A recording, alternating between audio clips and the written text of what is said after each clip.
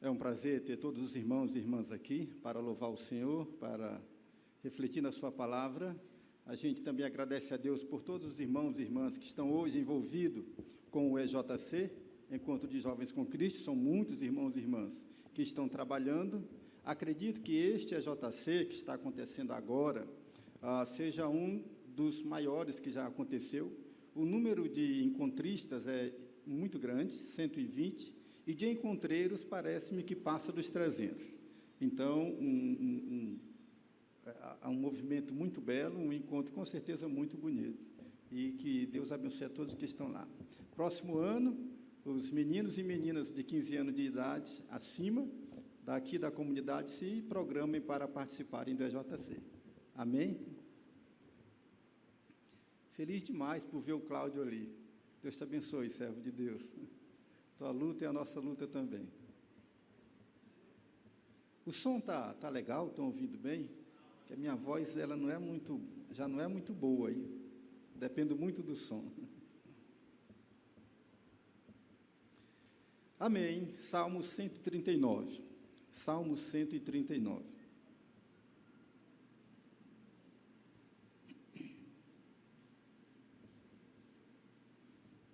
Lucas, Mariana, que legal.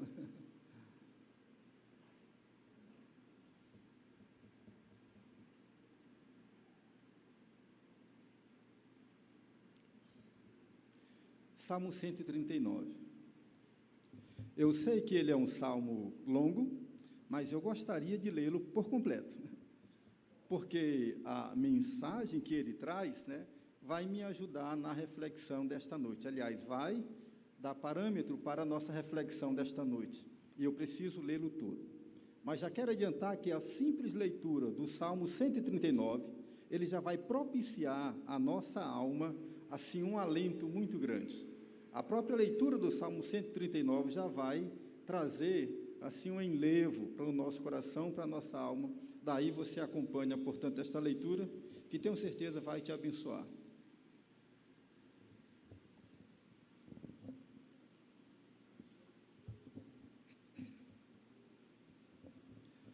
Ó Senhor, Tu me sondaste e me conheces. Tu conheces o meu assentar e o meu levantar. De longe, Tu entendes todos os meus pensamentos. Tu esquadrinhas o meu andar e o meu deitar. Tu conheces todos os meus caminhos.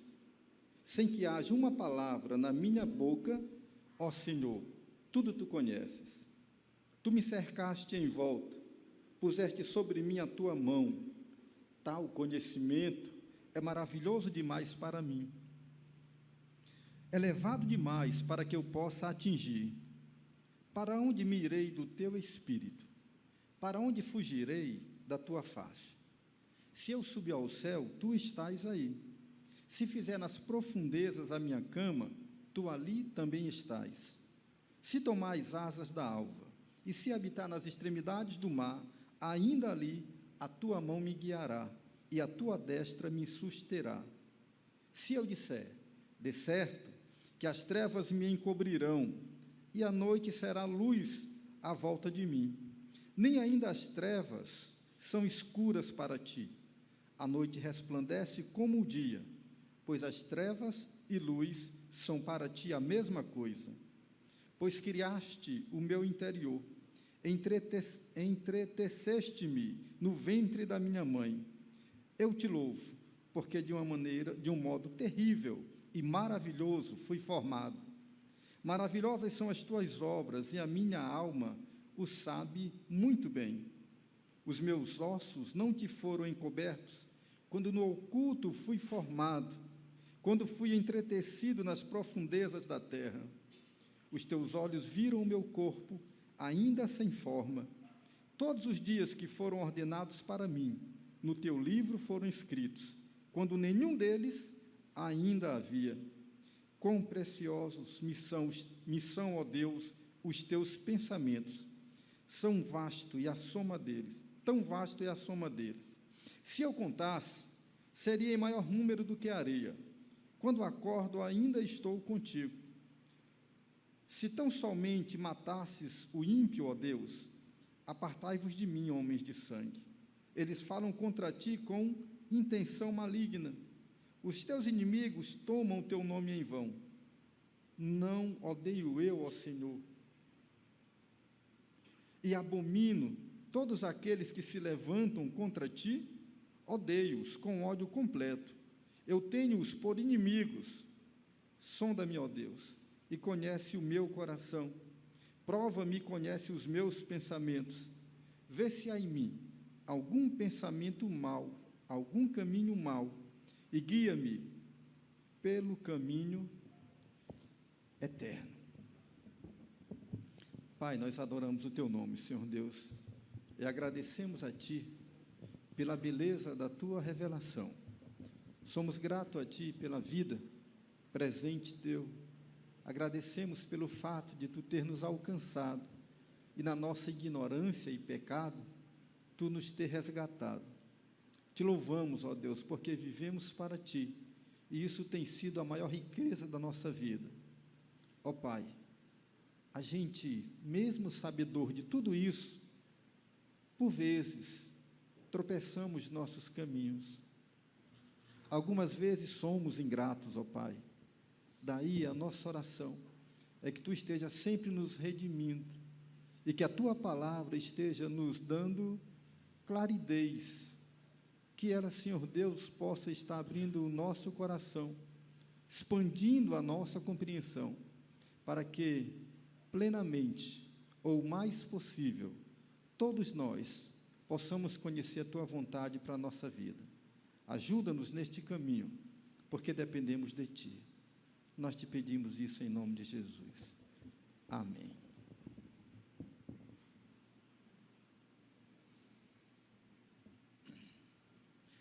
Amém. Bom, ao ler este salmo, algumas coisas ele faz suscitar no coração, pelo menos no meu. Acredito que ao compartilhar estas ideias, o teu coração também se alegre no Salmo 139. De maneira que eu recomendo que você, depois da leitura de hoje, o faça também devocionalmente, com calma, e aplicando o coração àquilo que o texto do Salmo 139 está nos falando. Após lê-lo, quase que instantaneamente, algumas coisas vêm ao coração. E são essas compreensões que me veio na leitura do Salmo 139 que eu queria compartilhar com você. É uma reflexão simples, rápida. Ela não vai seguir os processos hermenêuticos. Não é uma reflexão pensando na exegese do texto, nem na nossa teologia ou na teologia do texto. É uma reflexão do coração. Estou caminhando o caminho do salmista, que está extasiado diante daquilo que Deus faz, diante daquilo que ele contempla, e uma vez contemplando toda esta grandeza de Deus, esta revelação de Deus, toda esta maravilha de Deus, ele se vê encantado. E uma vez encantado, ele descreve poeticamente o salmo que nós temos em mão. Eu queria, portanto, dividir algumas dessas compreensões com você. E compreensões simples, que acredito você entenderá sem nenhuma dificuldade. E ao ler, portanto, esse salmo, a primeira coisa que ele fez suscitar no meu coração é a compreensão de que a existência humana não é uma caminhada solo. A existência humana não é uma caminhada solo. Entendo que todos nós estamos ligados a inúmeras pessoas. Essas ligações se dão por conta de uma série de coisas, por conta dos laços familiares, dos laços de amizade, dos laços profissionais, por causa dos laços e vínculos que nós criamos na igreja. Daí sabemos que nenhum de nós anda sozinho, não está sozinho. Mas a ênfase do texto é que, se eu não tivesse, ou todos esses vínculos e relacionamentos fossem quebrados, eu ainda não estaria só. Se todos esses vínculos, porventura, por uma qualquer coisa extraordinária da vida, fosse tirado de você, ainda assim você não estaria, você não estaria só. Parece-me que o texto está dizendo que nós temos uma companhia que transcende todas essas outras relações, todas essas outras parcerias, e nos dá garantia de que ela é constante. Daí, percebo, antes de mais nada, nesse salmo, que esse salmo é um convite para a amizade com Deus, para caminhar com Deus, a começar porque ele diz claramente no texto que não tem como a gente se ausentar dele. A presença é certa e garantida em qualquer lugar que eu esteja. Eu poderia até tentar fugir, e mesmo assim não conseguiria. Se me escondesse na escuridão, isso não seria possível, porque luz e trevas não têm distinção para Deus, Ele estaria lá. Se fôssemos aos confins da terra, não fugiríamos, lá também Ele estaria conosco. E isso, inevitavelmente, me faz lembrar da palavra de Jesus Cristo, que disse aos seus discípulos, e é extensivo a todos nós, que estaria conosco todos os, até a consumação dos séculos. Daí eu encontro eco nestas duas palavras, nestas duas verdades, nestas duas realidades, para sabermos que esse Deus que a gente serve e acredita é um Deus presente, que se aproximou de nós, que se ombreou conosco, que não nos deixa sozinho, que nenhum lugar, nenhuma circunstância, nenhuma situação, Ele pode roubar isso da gente. Nunca estaremos sozinhos, sempre nós contaremos e estaremos ao lado do Senhor. É essa a grande maravilha que o salmista percebe. Não posso me ausentar de Deus, e o que quer que aconteça, onde quer que eu esteja, Ele estará comigo, Ele estará ao meu lado, Ele se fará presente, Ele não se ausentará, de maneira que não temos que padecer de solidão, porque quando todos nos abandonarem, e a Escritura inclusive diz isso, Ele nos acolherá, Ele será o nosso acolhimento, um Deus que inevitavelmente anda comigo e contigo. E isso deveria fazer muita diferença na nossa vida. Sabendo que Deus está conosco em todo lugar e em toda situação, isso deveria sempre se reverter de maneira extraordinária em momento de grande acontecimento. Olha que extraordinário. É apenas um jovem senhor, uma linda criança. Os pratos não tão agradáveis, o serviço de ter que lavá-los, né, Tiago?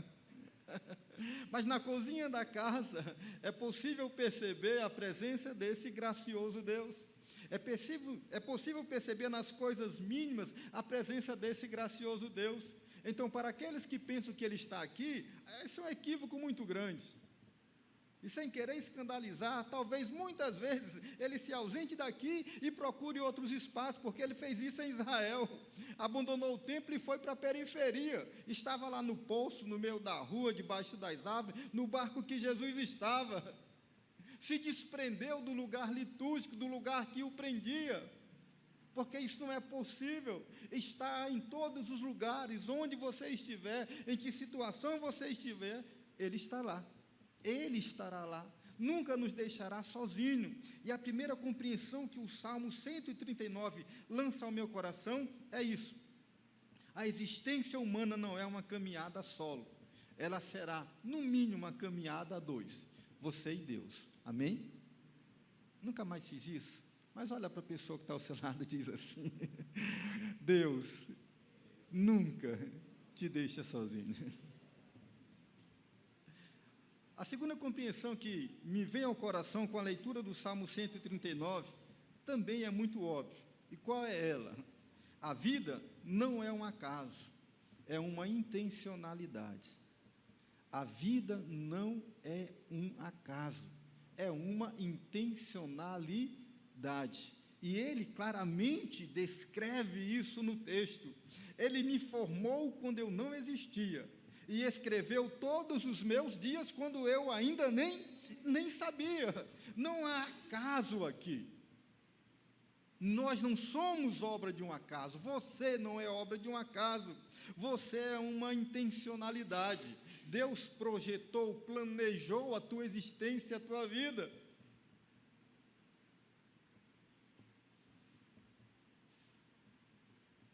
Teceu com cuidado a nossa história. pintou o quadro da nossa existência. O Senhor pôs os seus olhos graciosos sobre nós. E antes de sermos, nós o fomos para Ele. Porque com graça nos trouxe a este mundo. A vida não é um acaso, é uma intencionalidade, e isso deveria dizer para o nosso coração pelo menos 3 coisas. Primeiro, dignidade. Dignidade. Saber que um Deus gracioso é Pai, que nos acolhe, e que a nossa vida não é um absurdo, ela não aconteceu, mas ela foi projetada, nos dá o sentimento de dignidade. Não somos um troço qualquer, e ninguém é um troço qualquer, e deveríamos olhar para todas as pessoas deste mundo, desde as mais notáveis, até as mais miseráveis, com o mesmo olho, o mesmo olhar de quem foi tessitura de Deus, de quem foi criado por Deus, e assim, dessa maneira, nosso coração se converteria em fraternidade universal, onde a gente busca o bem do outro, seja quem for, porque todo ser humano não é um acaso, é uma intencionalidade, e isso traz-nos dignidade, e para aquele que porventura perdeu isso, e para aquele que o mundo rasgou, tentou tirar isso, devemos nós, aqueles que compreendem essa intencionalidade, e que fomos cheios e plenos de dignidade, resgatar e dar dignidade àqueles que a perderam, amém? A vida não é um acaso, é uma intencionalidade, e isso nos traz dignidade, porque o acaso deixa a gente muito à vontade, a gente não tem a obrigação de saber para onde vai, mas saber que fomos pensado, desejado, projetado, isso dá dignidade a gente, mas não só dignidade, também nos dá sentido, Pense numa coisa qualquer, informe que você não sabe o que é, que você não consegue conceituar, definir o que ela é, você olha e você não dá cabimento, porque ela não tem nenhum sentido para você, mas pense em tudo que está conceituado, que tem um sentido, que você conhece, ela dá significado. Quando eu olho para esse copo, eu penso em quê? Como eu não sou alcoólatra, eu não pensei na pinga, né? Tranquilo, né? Pensei em água, pensei num suco, mas quando eu olho para ele, ele me empresta, né? Ele me transmite esse sentido. Ele está aqui para ser cheio de água, para saciar a sede de alguém. Isso significa sentido. Quando nós sabemos que nós não somos um acaso, nós somos uma intencionalidade, isso também nos empresta sentido, de maneira que eu e você também vivemos por acaso, vivemos com sentido, isso dá sentido para a gente, e sentido é dessas coisas raras que definem a vida e a história das pessoas, isso transmite para as pessoas coragem, isso transmite certeza, isso dá muita garra, força para você viver, porque você tem sentido. Quando as pessoas caem nas suas doenças emocionais, psicológicas, quando elas perdem sentido, daí elas precisam ser resgatadas para compreender o seu sentido, porque quando se perde o sentido, não se quer nada, não se faz nada, não se tem nada, não se pensa nada. É o sentido que bota a gente de pé, que nos aponta caminho, que nos diz o que fazer. E, a meu ver, quando eu penso na minha vida, né, não como um acaso, mas como uma intencionalidade, isso dá sentido para mim. Então, com 16 anos, eu já entendia que a vida era importante. Mas naquela trajetória, ou naquele dia que eu encontrei com o Senhor, esse sentido foi ampliado. Eu sabia agora por que existia. Eu sabia agora por que eu fui criado. Eu sabia qual o meu papel no mundo. Isso vem a terceira coisa acerca desse tema, de que a vida não é um acaso, mas uma intencionalidade, é missão. Porque agora a gente sabe o que tem que fazer nesse mundo. A gente quer fazer neste mundo. A gente agora compartilha a nossa vida com a grandeza desse Deus e quer realizar e pensar como Ele. O que é que O que é que a gente imagina quando pensa no fazer da igreja no mundo? O que é que a gente imagina quando pensa no serviço cristão de cada um de nós neste mundo? A gente está pensando em missão, na missão de Deus, tomando corpo na nossa vida, definindo, dando parâmetro aos nossos sonhos, aos nossos projetos, à nossa vida. Pastor Alexandre diz uma coisa, faz muito tempo, a Joana que me falava ainda, que o sentido de viver cristão é exatamente esse. A gente veio para fazer aquilo que Deus espera que a gente faça. E enquanto isso, a gente também namora, casa, trabalha, se diverte, essas coisas todas. Mas tudo isso é o secundário, é o acessório. O principal é esse sentido de missão, do saber por que estamos no mundo. A vida não é um acaso, é uma intencionalidade. Portanto, nunca pense menor sobre você mesmo, porque isso seria contrariar o plano de Deus para a sua vida, seria contrariar a intenção de Deus para a sua vida. Você é gente, é importante, é filho de Deus, é filha de Deus, e com isso toda a tua dignidade, sentido e missão estão resgatados, e isso vai fazer você ir aonde você pensa que pode chegar, e até mais além. Amém? Terceira compreensão que a leitura do Salmo 139 trouxe ao meu coração é que a vida com Deus é uma relação de pessoalidade. A vida com Deus é uma relação de pessoalidade. Pessoalidade. Remonto novamente a história do Tiago. Isso é pessoalidade. Não tinha nada feito ali para levar o Tiago a sentir o que sentiu, ver o que viu, perceber o que percebeu, amar o que estava acontecendo. Não houve uma produção, ninguém planejou, tipo a vida de Truman. Truman, é?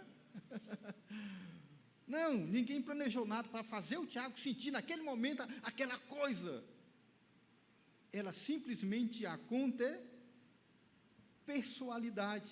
Caminhar com Deus nos leva a esse campo da pessoalidade, de maneira que, nesse sentido, a gente descarta um Deus abstrato. Deus abstrato, que a gente não consegue perceber, nem tocar e nem ver. Nem o Deus racional, que consegue só chegar aqui e ditar conceito, forma, ideia, pensamento sobre ele. Nem um Deus dogmático, somente aquele que é apresentado pela minha doutrina e eu consigo entender direitinho o que ele é. Nem o Deus místico, que as religiões esboçam para fazer, aparecer no nosso corpo, mexer com os nossos sentidos e entender que ele está ali. Não é isso, é pessoalidade. E olhe que isso acontece a despeito da distância entre nós e ele, da natureza de um Deus sumamente bom e santo, e a natureza de um homem sumamente mau e pecador que somos nós. Apesar de tudo isso, ele consegue, e isso é o grande mistério da fé, que consegue que essas duas criaturas, tão diferentes, muito mais do que homem e mulher, convivem de uma maneira tão extraordinária. Tão extraordinária. Tão extraordinário. Isso é pessoalidade. Esse texto, a maneira como o salmista fala de Deus, é como se ele estivesse falando de alguém que está aqui sentado com ele. É por isso que pessoas que vivem essa experiência de ter esse Deus como experiência de pessoalidade, elas são encantadoras. Essas pessoas transmitem Deus sem falar nada. Costumo dizer que algumas pessoas que estar com elas é como estar na sala de estar de Deus. Elas fazem transbordar Deus, elas transmitem Deus, elas nos sugam. Eu penso que Jesus era assim, e muitas pessoas que eu conheço, elas têm essa graça, porque vivem um processo de vida com Deus baseado na pessoalidade. A vida com Deus é uma relação de pessoalidade. Esse texto do Salmo 139 também suscita no meu coração a compreensão de que há um saber que transcende o saber humano. Há um saber que transcende ao saber humano. Que transcende ao saber humano. E é isso que o salmista está dizendo. Ele está falando daquilo que vai para além da sua compreensão, a ponto dele dizer: eu não consigo alcançar, é grande demais para mim. E este saber que transcende ao nosso limite, está, por exemplo, presente naquilo que Paulo nos falou em 1 Coríntios 2,11. 1 Coríntios 2,11. Qual dos homens sabe as coisas do homem, senão o espírito do homem que nele está? Assim também ninguém sabe as coisas de Deus, senão o espírito de Deus. Que ele está falando de duas realidades, de dois saberes, de dois conhecimentos, de duas experiências, e que uma transcende ao humano, de maneira que o saber humano tem o seu limite, mas o de Deus transcende a isso. E esse limite humano, né, permite que a gente veja essas coisas extraordinárias de Deus. E quando a gente se depara com um conhecimento desse tamanho, o que a gente faz? O que a gente faz? Porque é um sentimento vasto e profundo. Vasto e profundo. Ele diz: eu não alcanço. Ele diz: eu não consigo contar. São muitos.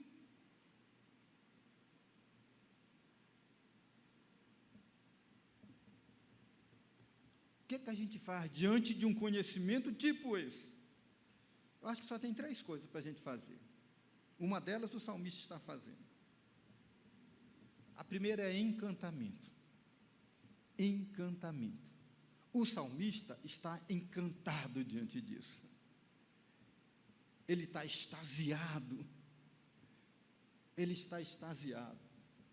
E essa deveria ser uma das coisas que encha o nosso coração, quando nós falamos de relacionamento com Deus, de vida com Deus, desse saber que transcende, ficarmos extasiados, encantados. É isso que o salmista, que está acontecendo com o salmista, é isto que está absorvendo. Ele está encantado, em estado de encantamento. Todos aqueles que se aproximam de Deus e o conhecem nessa dimensão e que se permitem serem absolvidos por esse conhecimento que transcende os nossos limites humanos, certamente que ficarão encantados. Olharão para as coisas não como coisas comuns, mas olharão para o indivíduo humano, para as pessoas, e conhecerão a beleza, a minuciosidade, a criatividade, a perfeição de Deus, quando nos teceu, nos criou e nos formou, em cada detalhe, mesmo as nossas deformidades, mesmo com elas estão nos anunciando um mistério, algo extraordinário, que a ciência cai em cima para tentar compreender, que é papel dela. E uma pessoa só não é suficiente. E aí a gente ramifica em vários saberes. A medicina, a psicologia, a sociologia, a antropologia, a filosofia. É uma ramificação de saberes para compreender esta pessoazinha, um indivíduo humano, que Deus criou. Mas por que tanto para conhecer tão pouco? Ou uma coisa tão pequena? Porque nós somos reflexos da perfeição desse Deus que nos criou, amém? Se não fosse bastante, os saberes se ramificam mais ainda. Aí a medicina vai procurar suas especialidades, e são infinitas. E todo dia aparece uma nova especialidade, para dar de conta deste conhecimento extraordinário. E agora você sai desse micro para o macro, pensa no universo. Pensa no universo. O universo já converteu muita gente que não cria em Deus, porque não encontrou outra resposta para explicar a beleza, a perfeição, a grandiosidade disto que existe, desta criação, senão o Deus único, verdadeiro, poderoso, gracioso, que causa encantamento em todos aqueles que se aproximam dele. Amém?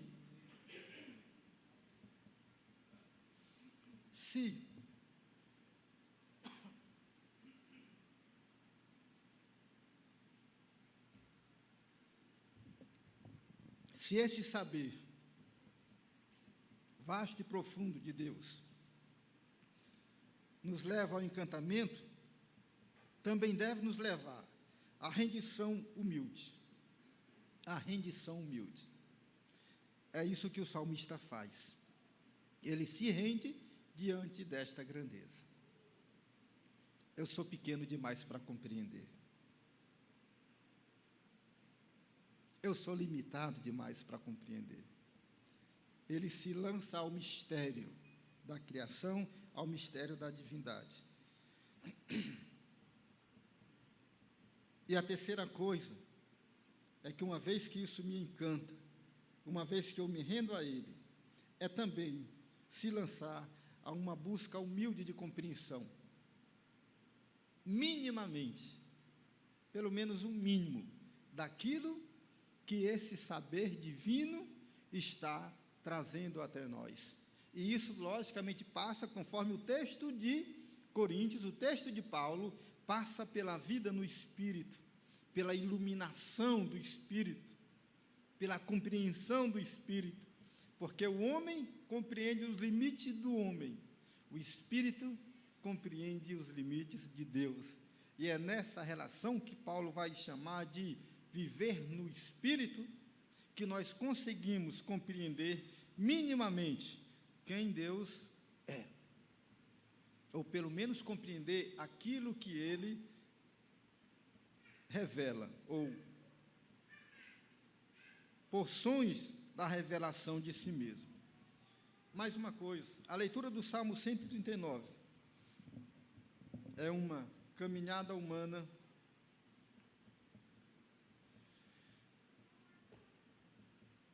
na dualidade bem e mal.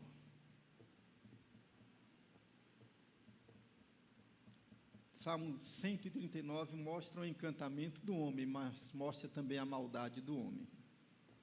Maldade que provoca ira no salmista, a ponto de dizer: essas coisas que as pessoas fazem com Deus merecem punição de morte. Eu odeio-os por causa disso. A indignação toma de conta do salmista. Mas isso está exatamente dizendo isso, que o nosso viver neste mundo, a nossa caminhada humana neste mundo, é uma caminhada nesta dualidade, bem e mal, estão aqui, em todo lugar, em nós inclusive. Por isso a luta ferrenha de Paulo ao dizer: o bem que eu quero, o mal que eu não quero. Habitando nesse ser que encontrou o Senhor, e que por inspiração divina busca o melhor. E diante disso, resta-nos dizer, primeiro, se esforce pelo bem. Se esforce pelo bem. Porque nem sempre o bem virá como única opção. Nem sempre. Por vezes, nós esboçaremos mais maldade do que bondade. Seremos tentados mais a uma atitude má do que uma atitude boa. Isso vai exigir de nós esforço, porque Jesus nos ensina sobre aquelas coisas extraordinárias, difíceis de falar na vida da igreja. Caminha 2 milhas, ore por aquele que lhe persegue, oferece a face direita, todas essas coisas, perdoa aos que te ofenderem. Por que ele fala isso? Ele está falando disso.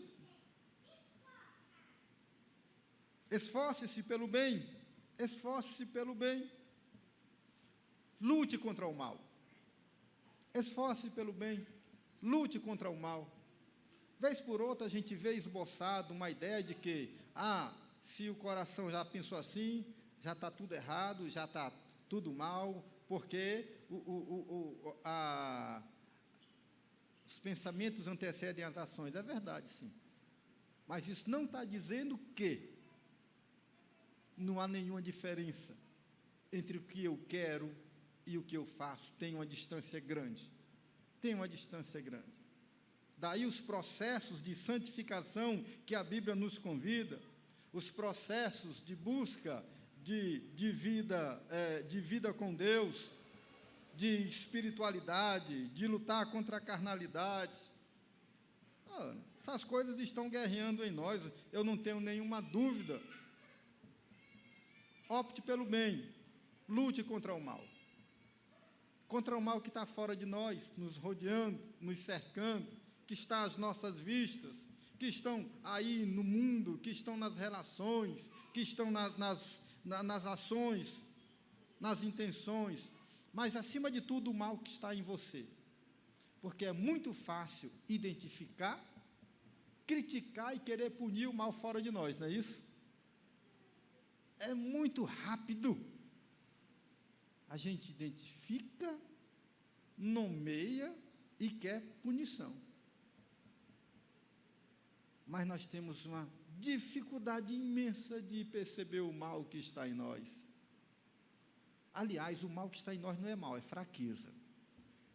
Mal é o que está no outro.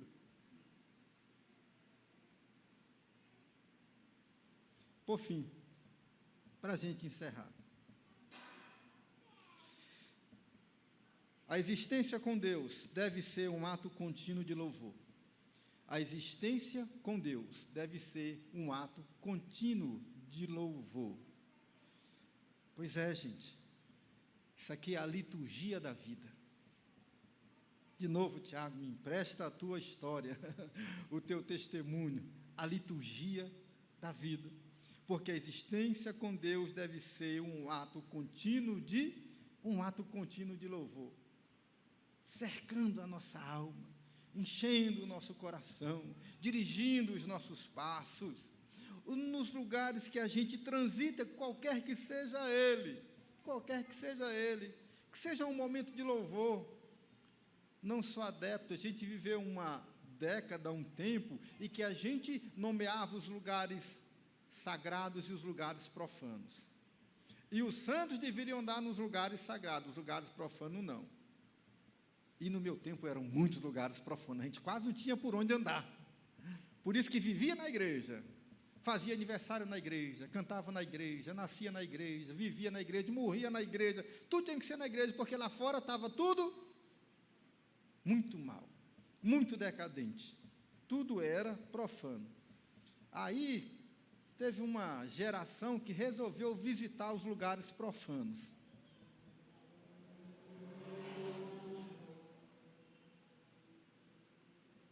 Alguns ficaram lá, mas esses são os descendentes da mulher de Ló, que limitam a sua fé e espiritualidade aos locais. Tiveram pessoas como Ló, que superaram isso, que eram como Abraão. Não há lugar santo e profano. Há pessoas.